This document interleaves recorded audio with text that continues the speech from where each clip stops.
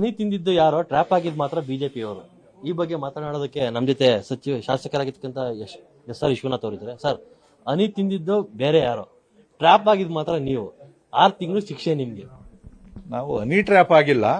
ಆದರೆ ಹನಿ ಟ್ರ್ಯಾಪು ಯಾರು ಅಸೆಂಬ್ಲಿಯಲ್ಲಿ ಆಪಾದನೆಯನ್ನು ಮಾಡಿದ್ರು, ಇದು ಕೇವಲ ಕಾಂಗ್ರೆಸ್ ಮಂತ್ರಿ ಅಂತನೂ ಅಲ್ಲ, ಬೇರೆ ಅಂತಲ್ಲ, ಇದು ಇಡೀ ಸದನದ ಗೌರವದ ಪ್ರಶ್ನೆ. ಮತ್ತೆ ಅವ್ರು ಹೇಳಿದ್ರು ಬರೀ ನಂದಲ್ಲ, 48 ಜನ ಬೇರೆ ಬೇರೆಯವರು, ನ್ಯಾಯಾಧೀಶರು, ಆ ಕಡೆಯವರು ಈ ಕಡೆಯವರು, ಇಲ್ಲೊಂದು ಫ್ಯಾಕ್ಟ್ರಿ ಅಲ್ಲೊಂದು ಫ್ಯಾಕ್ಟ್ರಿ ಇದೆ ಅಂತೇಳಿ ಬಹಳ ಸ್ಪಷ್ಟವಾಗಿ ಹೇಳಿರೋದ್ರಿಂದ ನಾವು ಅವ್ರ ಪರ ನಿಂತ್ಕೊಂಡ್ವಿ. ಆದರೆ ಕಾಂಗ್ರೆಸ್ ಅವ್ರ ಪರ ನಿಂತ್ಕೊಂಡಿಲ್ಲ. ಯಾಕೆ ಅಂತಂದ್ರೆ ಅವ್ರು ಹೇಳೋ ಪ್ರಕಾರ ಹನಿ ಟ್ರ್ಯಾಪ್ ಮಾಡಿರ್ತಕ್ಕಂಥವ್ರು ಅವ್ರ ಪಕ್ಷದವ್ರು ಯಾರೋ ಇರ್ಬೋದು ಅಂತೇಳಿ. ಯಾಕಂದ್ರೆ ಇದು ನಾವು ನಮ್ಗೆ ಸಂಬಂಧಪಡದೇ ಇರೋದು ಅಂತೇಳಿ ನಾವು ಸುಮ್ಮನೆ ಇರಲಿಲ್ಲ. ಇಡೀ ಸದನಕ್ಕೆ ಸಂಬಂಧಪಟ್ಟೈತೆ ಅಂತೇಳಿ ನಾವು ರಾಜಣ್ಣವ್ರ ಪರವಾಗಿ ನಿಂತ್ಕೊಂಡು ಹೋರಾಟವನ್ನು ಮಾಡಿದ್ವಿ.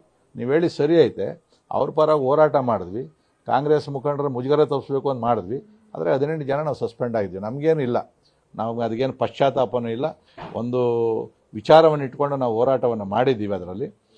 ಸೊ ಇದರಲ್ಲಿ ನಮಗೆ ನ್ಯಾಯ ಸಿಗಬೇಕಾದ್ರೆ, ನಮಗೆ ಸ್ವಲ್ಪ ಸಮಾಧಾನ ಆಗಬೇಕಾದ್ರೆ ಶೀಘ್ರದಲ್ಲಿ ರಾಜಣ್ಣವರು ಕಂಪ್ಲೇಂಟನ್ನು ಕೊಟ್ಟು ಈ ತನಿಖೆಯನ್ನು ಒಂದು ಹಂತಕ್ಕೆ ತಗೊಂಡೋಗುವಂಥ ಕೆಲಸ ಮಾಡಿದ್ರೆ ನಾವು ಸಸ್ಪೆಂಡ್ ಆಗಿದ್ದಕ್ಕೂ ನಮಗೂ ಕೂಡ ಒಂದು ಸ್ವಲ್ಪ ಸಮಾಧಾನ ತರ್ತದೆ. ಮತ್ತು ಜೊತೆಯಲ್ಲಿ ಮುಖ್ಯಮಂತ್ರಿಗಳು ಕೂಡ 4% ಮುಸ್ಲಿಮ್ದು ಅಂತೇಳಿ ಅವರು ಬಡ್ಜೆಟ್ ಭಾಷಣದಲ್ಲಿ ಹೇಳಿದಾಗ ಎರಡೂ ಸೇರಿಕೊಂಡೆ ನಾವು ಹೋರಾಟ ಮಾಡಿರ್ತಕ್ಕಂಥದ್ದು. ಸೊ ನೀವು ಹೇಳಿದಾಗೆ ಯಾರೋ ತಪ್ಪು ಮಾಡಿದ್ರು, ಯಾರಿಗೋ ಇದು ಮಾಡಿದ್ರು, ಶಿಕ್ಷೆ ಒಬ್ರಿಗೆ ಆಯ್ತಲ್ಲ. ಸರ್, ಅದೇ ರಾಜಣ್ಣವ್ರು ಹೇಳ್ತಾರೆ ಬಿಜೆಪಿ ಅವರು ಇದನ್ನ ಅತಿ ಮಾಡ್ಬಿಟ್ರು, ಈ ತರ ಆಗ್ಬಾರ್ದಾಯ್ತು ಅಂತ ಹೇಳ್ತಾರೆ.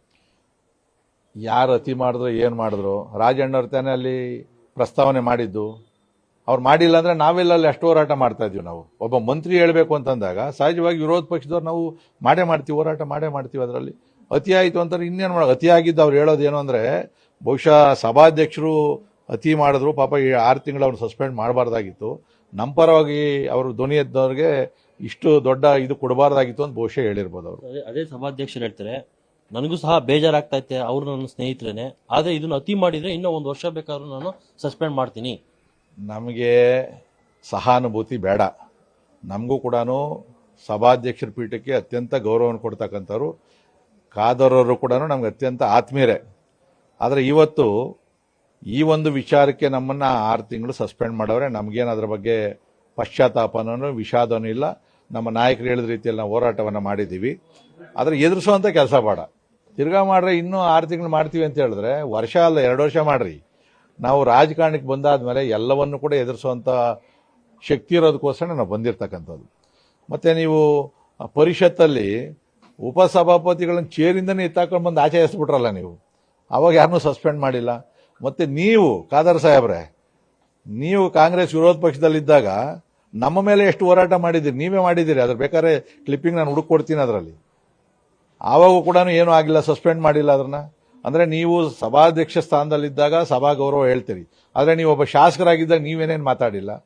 ಸೊ ಈಗ ಸಭಾಧ್ಯಕ್ಷರು ಅಂದರೆ ತಂದೆ ಸ್ಥಾನದಲ್ಲಿ ಇರ್ತಕ್ಕಂಥವ್ರು, ಎರಡೂ ಕಡೆ ಸಮಾನವಾಗಿ ನೋಡ್ತಕ್ಕಂಥದ್ದು, ಮತ್ತು ಯಾರಿಗೆ ಯಾವ ರೀತಿಯಲ್ಲಿ ಉತ್ತರ ಕೊಡಬೇಕು ಏನು ಅಂತ ಹೇಳಬೇಕು. ನಾವೇನು ಸಭಾಧ್ಯಕ್ಷರ ಪಕ್ಕದಲ್ಲಿ ನಿಂತ್ಕೊಂಡು ನಾವೇನು ಮುಖಕ್ಕೆ ನಾವೇನು ಹೇಳ್ತಿಲ್ಲ, ಯಾರೋ ಹೆಚ್ಚಿರ್ಬೋದೇನೋ ಅದರಲ್ಲಿ. ಆದರೆ ಇವತ್ತು ನಾವು ಯಾರು ಪಕ್ಕದಲ್ಲಿ ನಿಂತ್ಕೊಂಡಿದ್ದೀವಿ ಸುಮ್ಮನೆ ಘೋಷಣೆ ಕೂತ್ಕೊಂಡು ಅವ್ರನ್ನ ಸಸ್ಪೆಂಡ್ ಮಾಡವ್ರೆ. ಮತ್ತೆ ನೀವು ವರ್ತನೆ ಹೆಂಗಿತ್ತು, ನಿಮ್ಮ ಮಾರ್ಷಲ್ಗಳೇ ಮೇಲೆ ಬಿಟ್ರು ನಮ್ಮನ್ನೆಲ್ಲ ಮೇಲ್ಗಡೆ ಹೋರಿ ಅಂತೇಳಿ, ನೀವು ಕೂಡ ಪಕ್ಕದಲ್ಲಿ ನಿಂತ್ಕೊಳ್ರಿ ಅಂತ ಹೇಳಿದ್ರು. ಅವತ್ತೇ ತಡಿಬೇಕಾಗಿತ್ತು. ನೀವು ಎಲ್ಲವನ್ನು ಕೂಡ ಕರೆದು ಮಾಡಿ ನಮ್ಮ ಕೈಯಲ್ಲೇ ಅಪರಾಧಿಗಳು ಅನ್ನೋ ಥರ ಮಾಡಿರ್ತಕ್ಕಂಥದ್ದು ನೀವು. ಸೊ ಇದು ತಾವು ಏನು ಹೇಳಿದಿರಿ, ನನಗೆ ಸಹಾನುಭೂತಿ ಇದೆ, ಬೇಜಾರಾಗ್ತದೆ, ಇವೆಲ್ಲ ಬೇಡ.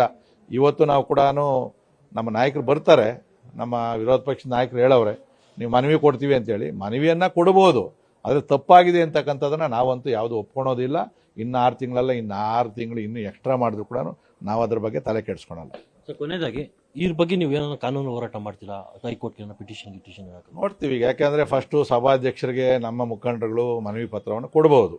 ಮನವಿ ಪತ್ರವನ್ನು ಕೊಟ್ಟು ಅದರ ಆಧಾರದ ಮೇಲೆ ಅವ್ರೇನು ರಿಜೆಕ್ಟ್ ಮಾಡ್ತಾರೋ ಎಕ್ಸೆಪ್ಟ್ ಮಾಡ್ತಾರೋ ಗೊತ್ತಿಲ್ಲ. ರಿಜೆಕ್ಟ್ ಮಾಡ್ತು ಅಂತಂದರೆ ನಮಗೆ ಕಾನೂನು ನಮಗೂ ಕೂಡ ಗೊತ್ತಿರ್ತಕ್ಕಂಥದ್ದು, ಎಲ್ಲಿ ಹೋರಾಟ ಮಾಡಬೇಕು ನಾವು ಖಂಡಿತವಾಗಿ ಮಾಡ್ತೀವಿ. ಇನ್ನೊಂದು, ಪವರ್ ಟಿವಿ ಒಂದು ವರದಿ ಪ್ರಸಾರ ಮಾಡಿತ್ತು ಸ್ಮಾರ್ಟ್ ಮೀಟರ್ ದಂಧೆ ಬಗ್ಗೆ.